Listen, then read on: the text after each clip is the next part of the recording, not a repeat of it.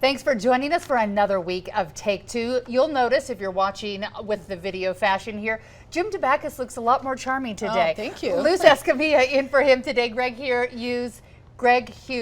You're just your usual self here. Yeah, just Citizen Hughes sitting over here. I couldn't spit out your name today. Yeah, I know. So I noticed that. today, That was nice. I know, it's like I didn't even I already know can you. tell how this show's going to go. It's Not girl well. power. It's you two against me. It's perfect. That's the theme. I already know it's coming. Well, so and the theme of your suit. I know, and you're wearing We're purple. Purple. Is that where we're trying to move the state, Greg? So red I love and blue. We're trying to be Purple. more moderate. No, Correct. Luz, that would not be the case. Oh. That's That would what not I'm be the looking case. for, I was no. hoping for that, but it's okay. Well, a girl can always hope, right? Okay, so we've got lots of topics we're going to tackle today. We want to talk about the big day today with the Golden Spike, the Riverton City Council making some waves, the Salt Lake Tribune working to do something that most newspapers don't try to do, Utah tax code, all kinds of good things to talk about. But before we get to that, if people don't know Luz, tell us one cool thing about you that people should know. You know what? Because I have teenagers and I have a 14-year-old daughter, I follow K-pop. So BTS, Nice. she's very engaged with that, and I had to know what they were saying because it's in Korean.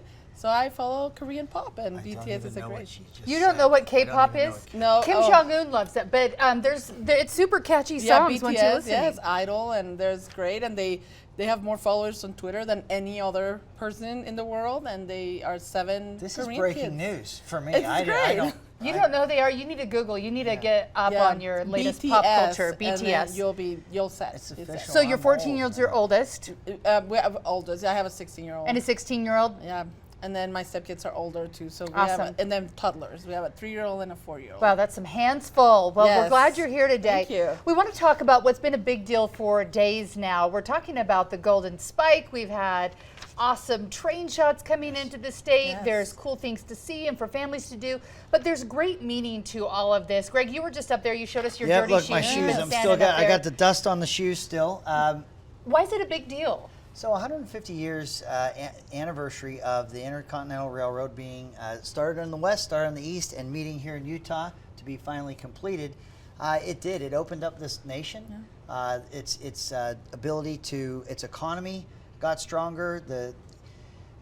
It's a great analogy. You have such a strong presence that right now up there, it was traffic to get back too. I had to leave a little early just to get back here. It is so well attended. There are so many people there, and we have over 100 people from China, central government, provinces, districts, businesses that are here to celebrate the role of the Chinese railroad worker. We have the ambassador from Ireland and a delegation from Ireland. We have, it really is all the people that had been involved historically to make that railroad happen, what it meant for this country, but even symbolically how it's bringing, in China's case, the East and the West together in terms of what's going on in Washington, but what's happening in this celebration on a subnational level. It's an incredibly historic day. I know it's been taped live or broadcast live through Utah Education Network to our public schools, so they could see it. So big day. Good stuff happening. Yes. History and a great reminder of the immigrants that have brought so much contribution to this country, right? And in this case, those 20,000 Chinese immigrants that were brought here to work with lower salaries than others when that happened, and they were just working so hard, and they proved like the American dream is real by coming here and making this happen. And they brought that transportation system that made us have the economy that we have right now. That's right. So 150 years of what it took to get us where we are right now, and a great reminder as we move forward with other, a global economy now, and how we are Utah on the forefront of bringing international business. And I think it's great that it's in Utah. It's great to have all those visitors. Greg and I were together in an event last night, and it's event after event. Yes. And more events tonight, and it's just really happy, and we're all bringing our. It is a big We're deal, wearing our and lapel I have pins, not too. been invited You to. kinda don't I know. have one. I don't have a Golden We have Spike to get you lapel one. pin, and I was not invited to any fancy parties. But you were both at the party with the Chinese delegation delegations. last night, and I think it's interesting to look behind the scenes when these things happen, because we're hearing in the national headlines China versus America and tariffs, but when you go to these parties and you're talking to people face to face, there's good relations, Absolutely. right? I think one is the state of Utah is known for being friendly, and we welcome. We were talking about our programs with regards to our our dual immersion programs, where we have so many children in Utah that are fluent in Chinese. We have teachers from China that come here and teachers from other parts of the world to teach other languages. That's what Utah is about. So it's nice to get away a little bit from the tariff, process and what's happening right now, but we know that that is impacting our entire global economy. I mean, we can't just think that China and the U.S. are in some situation and it's not going to have an impact to the rest of the world. So, at that time, it was a good opportunity to just be reminded how we can work together and find commonalities when they're there, especially with regards to trade and just education in this case. Absolutely. Important conversations. Do you want to make a call on what's going to happen with tariffs? We missed it was a self-imposed deadline at midnight last night. They're working into today. Do you think they're going to work something out before they actually roll out? I don't think they can afford not to. Look, the United States is not going to contain China, and China is not going to contain the United States. Right. These are two countries with the largest economies in the world. Life needs to be a two-way street. We need to be able to access that 400 million in the middle class alone in China and growing. They need to access as they have the United States, but when you work together, and that's what you're seeing on the subnational level, and what's refreshing about Utah is it would have been very easy for the Chinese to be negative about this anniversary and say, look, we don't like how the Chinese railroad worker was treated. It's a very negative time in history, but they haven't. What they've actually heralded is the 10 miles of rail that was built in 24 hours, which is a record that I don't think will ever be defeated. It was awesome. Yes. The contribution made is how this railroad project actually came to completion, and they are embracing the good narratives and the good contributions, and this will be the example. And the tariffs and the discussions going on now will come to a successful conclusion, because this is why we need each other. Yes, there you said it. You said it. Very good. Let's move on to some other topics. This one I was reading online last night on KUTV.com, but more than a dozen states have moved to declare pornography a public health crisis. This is something that Utah did a few years ago. I think nationally people were making fun of Utah a little bit, saying, how is this a public health crisis? Why is this happening? But now a dozen states is a fairly heavy amount of states that are moving towards this. Luz, when you see this, are you thinking, okay, Utah was a leader here, or we're all going astray? No, I think it's, for me, when we talk about pornography, I try to stay away from the adult situation and focus on child pornography, which is a real crisis. And I think for us as a state, Utah has been on the forefront of saying, what are we going to do to stop this? Because from child pornography, you see many other type of really horrendous crimes happening. And a lot of it is human trafficking and, child human trafficking, and a lot of other type of nasty things happening. So I say, let's focus on that.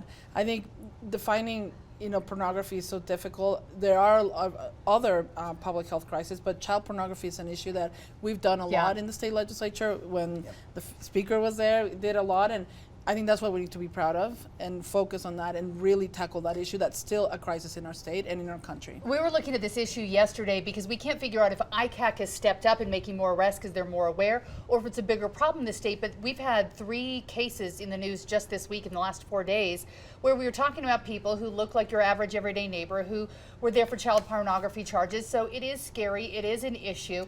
Should other states be calling it a health crisis? Is it that? Yeah, it's a tough topic. It's one that, especially as Luz just articulated, I think we can all agree, especially with how pervasive with technology the internet is. We do have to have our guard up. We do have to make sure that we have a society that is protecting innocence. And I think that it is a growing concern. And it's one we have to pay attention to. I do think, though, that it's a hard topic to even discuss. I think it's one that's not as easy as some others that are out there. But a real issue. Well, we're on really easy topics to talk about. Let's go to abortion right now because that's so easy to talk about. The Riverton City Council put it back in the news this week because they decided to have a vote. It was a resolution. It really had nothing binding with it at all here, but it was a pro-life resolution. There was one city council member who said, I don't want to vote on this. This is wasting our time. It's not something that matters. To us, it matters, but maybe not to what city councils can do. You've both worked in government. Luz, is this something that city councils really can step out and say, this is how we feel or how we don't feel, or should they be dealing with tax problems or water issues in their city. Well, I mean, I think when you get elected, you have an opportunity and you have a venue for a message resolution, a message bill, or message ordinance. And I think in this case, that's what it is. They have no purview over that issue. That's obviously an issue that's been decided by the Supreme Court. Other states are taking action. The state legislature just took two bills past this session. So I'm not sure what Riverton City can do. It also depends on their constituency, right? I mean, constituents are the ones that put pressure on elected officials, and someone that's elected, I understand that pressure can take you to do and run legislation.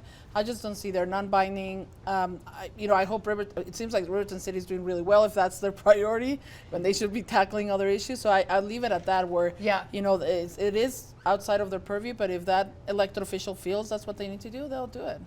The legislature team seems to do that a lot too. Sometimes I can see what's voted on. I'm like, do we really need to vote on a new flavor of like specific green lime Jello? Or of course we do. We need it. The state needs an official Jello. It is true. You've got to have These are Jello. the weighty matters we tackle. Look, this is what I love about a democratically elected republic. You represent constituencies. You are either reflecting the sentiment and the values of those that you represent, and those that have sent you there are glad to hear the work that you're doing and the resolutions that you're passing, or if you get too far away from the sentiments of those that you represent, they could ask the question, is this the most critical issue that a city's confronting? Is this what we sent them to represent us to do? Really, it's up to the voters. Correct. It's up to the people that sent them, how they ultimately feel about that. And so, every election, usually it's contested. There'll be a candidate, and that could be an issue they bring up to say it's a distraction, or that probably the member of council will say, hey, it's a great idea. So let the voters decide. No such thing as bad press, right? And we're talking about them. Another thing that's going on locally right now, the Salt Lake Tribune is doing something that maybe one other newspaper's done before. I don't know if it has happened before and whether it'll be successful. That's what we'll wait and see. But the Salt Lake Tribune is working to remain a voice in the market. They're trying to go as a nonprofit. They would, under the guidelines they're working for, become a 501c3. That would also mean they couldn't endorse candidates, a big change. I want to talk a little bit about this because Utah is unique in that we have a newspaper, the Deseret News, that while they try to be a voice that doesn't have sway to it, it is owned by the Church of Jesus Christ of Latter-day Saints. A lot of people do want another voice, even though the ownership there is another Republican. Greg, is this something in your mind that's going to work to keep these not even opposing, but these journalistic voices here in the market? No, not at all. If we don't have the room, I grew up in Pittsburgh, and we had two papers. We had an afternoon paper and a morning paper, and there's only one paper there now. The market kind of decided that. I know what you're saying about the ownership there, but if you look at the shifting demographics of the state of Utah, to me, as a capitalist, there seems to be fertile ground for a newspaper that is not maybe owned by the predominant faith of the state. Look, you've got other newspapers that I see that are small that struggle. Why would we have more sympathy or tag one as a community asset versus maybe the City Weekly or some other publication? I think it's a stretch. I think it's a way to make payroll. I don't think it's a nonprofit. It begs the question, what do you do about classifieds? What do you do about advertising? What are you going to give all of that for free because it's now a nonprofit? I find it odd, and I think that we have other papers and other circulations in this state. I don't know why one you would put above another, and if there isn't room for two, then I think that the readership of the papers would ultimately decide which one stays. So you say that you would rather let it die with the free market than prop it up with a 501c3? I wouldn't assume that it would die. I would say that the paper that can gather the most eyes and the most interest and has the best approach to do that is going to be the one that carries the day. And I don't think that the ownership is the driving motivation for why people read what they read, if they even read anymore. Do you read the paper? I don't hold a paper. I don't read a paper No, anymore. I read it on my phone for sure, and that's part of the debate of how long they can keep printing. I just read KUTV. I that don't know is an about absolutely I don't awesome know. Is there answer. anything Yes, else right? left? How important is it, though, to keep the second voice? Do you think it's something that really needs to be fought for? I think you want more voices. The concern I have, and maybe this is more with my education, my master's in public administration, having an emphasis on nonprofits, I'm trying to figure out how they get away with a 501c3, the status, because you are supposed to stay out completely of politics. You can only do 10%. I mean, there are like formulas for the IRS to give you that 501c3. We just had a big bill coming in this last legislative session about who defines, for purposes of property taxes, for example, the 501c3 status. We don't necessarily have to take the IRS definition. So who makes that, that's distinguished? And this is a big company. I mean, it's a big organization. Yeah. Moving them to nonprofit, I'm just wondering logistically, how does that look like? If legally are within the framework, I mean, if they're going to be doing editorial board, I mean, how do they get away from being in a political sound conversation and staying out to have a 501c3 status? But they have to cover local politics because that's what local journalism Correct. So is at its best, how is are holding they accountability. I just don't see how it works. I mean, I'm trying just the logistics, but I think there needs to be more voices. Yeah. But it's concerning to me. It's like, how are you going to do this without being in violation of actually And tax look, law? that's such a great point, because what you're trying to avoid is the partisan nature of politics if you're a Absolutely. nonprofit. But I think what we're struggling with journalism overall is I think there's editorializing that's happening between an MSNBC and a Fox News in the news category, not in the commentary part Yeah, of It does of happen, politics. yeah. And so you're seeing that more and more, where people are starting to maybe move to news sources that seem to be resonating from their political perspective. You want to hear people who agree with you all the time. Yeah, and I'm not saying that's a good thing, but I'm saying we're struggling with that. How do you get a nonprofit that evenly balances that and does not become political or would be accused of having an editorial tone in their approach to news reporting? I think that's getting harder to identify generally. Then you're going to make it a nonprofit? I don't know. It is a difficult question, and one of the things we're looking at here when we're talking about whether or not this can work is we really do have a shift. You're talking about when was the last time you held a newspaper in your hands, or you held a newspaper in your hands. We change the way we look at news. Sometimes we see them in 140 characters or 280 on Twitter now, or what we get on Facebook. And so we're all consuming news differently. And I know TV stations have struggled, radio stations have struggled. One of the biggest radio stations in New York City is shutting down at the end of this month. Newspapers are shutting down because we all just consume information differently now. So it'll be interesting to see how this all ends. And some of those mediums are the same. So the Yeah. way that this newsroom, I mean, why would this not be a nonprofit? I mean, you're pushing information, news. You have journalists that are out there that are reporting what's happening in this state. To what would be different about that? And so I just think I don't get it. I just fundamentally work? don't get I think it. it is a tricky place, and I'm sure they have legal counsel checking on this. I'm just really from a practitioner place. I'm like, how do you make this a 501c3 to meet those criteria of the IRS for definition purposes? That will be interesting to see how that happens. While we're talking money and dollars and how this all works, let's talk a little bit about Utah's tax code. The governor, whether he pushed hard enough or they didn't have enough time in this last legislative session, did not get tax code passed. But the governor wants to see sweeping change. Do you think this is something the legislature can tackle quickly, or is this something that you look at that's going to take 10 years to shift the burden, I guess? I don't know about 10 years. I think something needs to happen. So, I think we all agree in the legislature that we have this up and downs on our general fund based on the sales tax, which is, our income tax 100% goes to education per the Constitution. So that's not changing unless we change the Constitution. And that's been steadily growing since the recession, moving us out of recession. But then you have this other part, which is a big portion of our budget, and that's up and down because the way we consume, so the way we purchase things, the way we do consumption is not the same from 1930, which we haven't done a massive tax reform. My concern is timing, how open you are on having those hearings where people can participate, because this will be a big shift, but it needs to happen. So the thing is, I don't know that we want to keep on just pushing it aside, and maybe, I was just talking to him, he's like, oh, you're not there anymore. He's like, I have to deal with so that. I'm relaxing. so sad. Yeah, I am. I'm sure you're missing that conversation. I'm so sad I'm missing this. Yeah, whole debate. so something needs to happen. There is a task force that's been already put in place, so they're going to start having their meetings. They're going to go across the state, and this has happened before in other issues, and that will take us to potentially they want to do a special session. I'm not sure that they'll be ready, but it's a big bill. I mean, the one we were presented with was 480 pages. It's a big reform, and that's just only tackling sales tax. It's not dealing with anything else.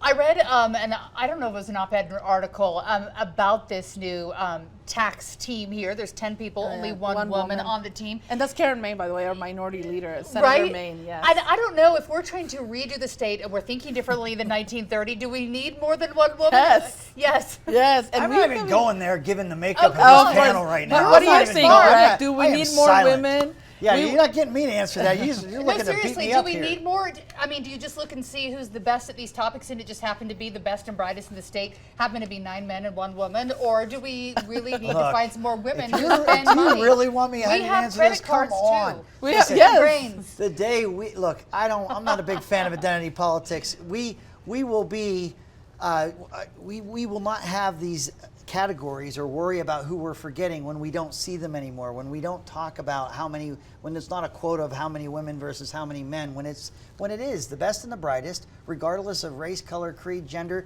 We just get people in a room and we quit trying to say we have to leave someone off because we haven't picked a certain category. I mean, we're not there, obviously, with you two, especially with throwing this at me. I would but not- I'm just telling But you. I'll tell you this: we- women consume more than men. True. They actually are leading in the consumption of home. I mean, when it comes to home and Yeah. making those decisions, you're talking about sales tax. I will have more women there to get us a different perspective. I think it's, and this, by the way, are calls by our leadership, the Senate President and the Speaker of the House, and they are the ones that assign who serves on those committees. So it is up to the two gentlemen that, and I think in the case of the Senate, it's hard for me to talk about the House because I'm not very familiar they're with so it. awesome. They are And there's crazy. so many of them. But in the Senate, we have senators that I think are qualified from both men and women. But I think the mix would have been very helpful, and the conversation would have changed. I think conversations do change when you have people with different perspectives and they come together and they try to find a consensus. And it may not be just based on gender. There's other that's right. factors. And Like, that, Greg, that have you premise I ever agree hid with. anything in your trunk of your car from your wife? So you could say it's not new and like, oh no, Yeah, I've had this for weeks. I'm not going to say You've that. never done I'm not- that? I feel know like this it's is a just girl between thing. us, so I can say that. No. I might have some suits or something that might just find their way into my closet Might have. Of course. unannounced, maybe. From his maybe. recent China trip. But I'll tell you this. That task force has obviously a very heavy lift and a hard job to do. Yes. And I will tell you, beyond its makeup in terms of gender, the process, a lot of people talk about process. A lot of people hate what they're seeing. Yeah. They want process to be prolonged. You're walking into, especially in a House Representative where every other year you're in a re-election. Yeah. Or an election. Yeah. You get closer to that election year, as sad as it may be. I hats off to the legislature for not kicking the can down the road or just saying Another let the one, status yeah. quo reign because it's too hard to tackle. They're trying to, but you get up against that election season. Different variables take over, Yeah. and they might not be strictly related to our tax base or how people spend Conversation, disposable yeah. income. Yeah. You'll get away from that, and so I think that there's that timing pressure as well. Yeah. And so it's hard. I honestly, I don't know. You don't miss it. I don't You miss don't it. look It like was a you're great way to missing cut the apron strings when I left there after 16 years. So Yeah, I think there's tough talks to be had. I didn't go to the meeting, but I was reading tweets from when Governor Herbert and I believe the Lieutenant Governor were meeting with the Eagle Forum this week trying to discuss some of yes. these changes. And I don't know that the talk went over that well, from at least what I was reading. no, But I've heard that it was contentious. yes, contentious tough. is a polite word. Yeah, could I say it that way? A They were tough crowd. sweating it over there. Yeah, so big changes. And speaking of sweating, last topic before we go. The Mueller report just will not die, and it keeps being an issue. Luz, I want to ask you about the Mueller report. Not really about the Mueller report, but maybe the domino effect that comes with it. Democrats are always trying to gain strength in the state. When you look at the upcoming 2020 elections, does drawing this out, whether we're looking for answers or not that are important for our country, does this hurt Democrats or does it help you in trying to find a voice in this upcoming election? I think it's going to help because the Mueller report, what it does, it's giving you a story. And if I haven't had a chance to read the Mueller report, but I've seen some experts. What, you haven't read all The 468 pages? but I know people have done it, Yes. right? And a lot of people in media have Yeah. done this, obviously, as part of their job. And what has been interesting is it's like reading a story of what happened, right? And you realize that we are very, very fragile as a country when it comes to apparently having other foreign countries intervene. And I think that should be like the top priority. It's like, Yeah, the red what flag. happened? The red flag. And is this happening in 2018, 2016? And are we okay with that? So, I mean, I think from this whole conversation, it reflects on your government, and right, and what are they doing to protect the integrity of our voter, voting system and what we have in place. So I think it will help Democrats because it's what was happening, how it was handled, and the fact that we want transparency. I think at the end of the day, I don't know that we want to get into how polarized. It's so sad to see how our country is so polarized. But most people want answers. They want transparency, and they want to know if their vote is being protected.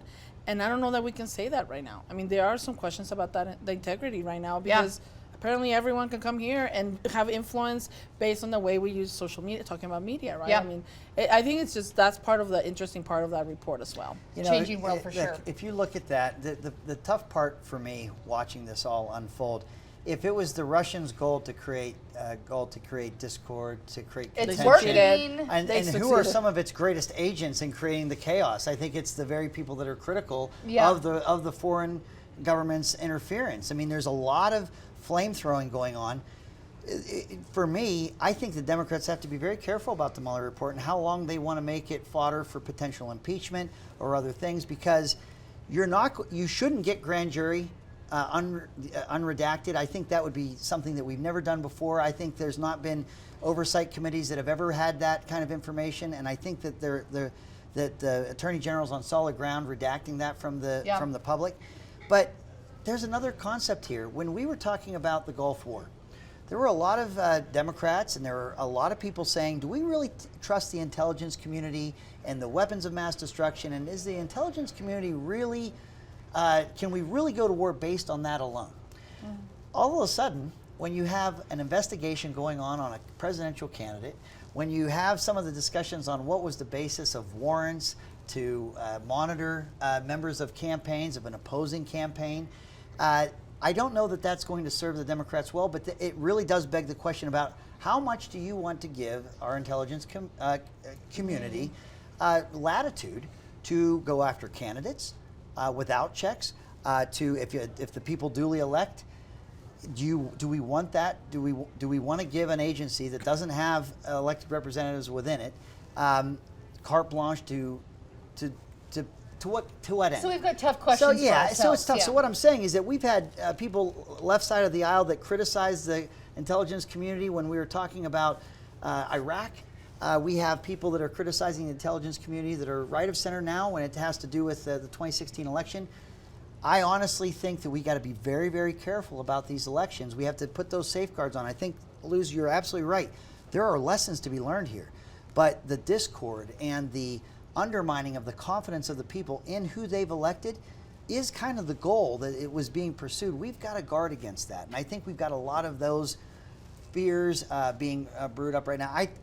I think it would serve the country best if we were to move on. But if it stays a topic, I don't think it serves necessarily Democrats really well by themselves. I think it just causes more questions and concerns. It'll be interesting to see what happens. But if Russia's goal was to make us eat each other alive, so far, so good for them. Yeah, they're doing a good job. But I'm glad we haven't eaten each other alive, and that's always a good thing. Great. So we're headed into the weekend on a happy note here. More parties to come tonight, you said, for the Spike? Correct. Yeah, Yes. there's a couple of things happening at the Capitol and the. There's a great exhibit. Let's just tell the public there's a great exhibit about the history of the Golden Spike and the Open to anyone? Yes, Open to the public. Yeah. And there's actually a original document signed by Abraham Yes. Lincoln that Awesome. is on site, and I think our On kids display, need to see that yeah. on display.